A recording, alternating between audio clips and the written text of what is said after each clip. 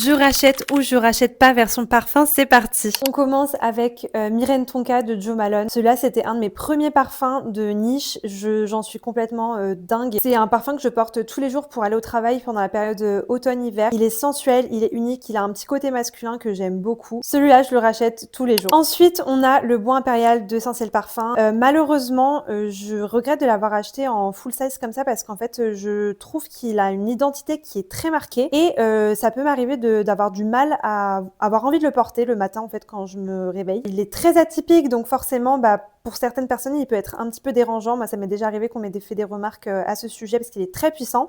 Je l'aime beaucoup mais c'est pas le parfum que je rachèterai en tout cas. Ensuite on a le Rouge Smoking de chez BDK qui est un parfum que j'avais acheté en petit format et là je l'ai eu de nouveau en grand format. Je trouve que c'est la plus belle cerise. Elle est hyper sensuelle mais en même temps très chic. Je trouve que ce parfum il est hyper facile à porter dans n'importe quelle occasion, que ce soit un date, mais aussi en daily pour aller au travail. Ensuite, on a Bois et Poudre de chez Sambon. C'est une marque que j'aime beaucoup parce qu'elle est très accessible et j'en parle régulièrement sur les réseaux. C'est un parfum que j'avais adoré quand j'avais découvert la maison il y a genre 5-6 ans. Que là, je l'ai racheté en me disant, je sais que je l'adore, voilà. Sauf qu'en fait, j'ai du mal à le porter. Je trouve qu'il est hyper unique. Bois très sec, avec ses notes très poudrées, doudou. Mais pour moi, en fait, il est portable que pendant une balade un petit peu automnale dans une forêt. C'est un parfum que j'ai du mal à porter au quotidien, donc celui-là, je pense que je ne le rachèterai pas alors que je l'aime beaucoup. Tout ça pour vous rappeler que c'est important de bien tester les fragrances avant de les acheter pour s'assurer qu'on sera en mesure de les porter régulièrement, qu'elles soient pas là à prendre la poussière dans nos étagères.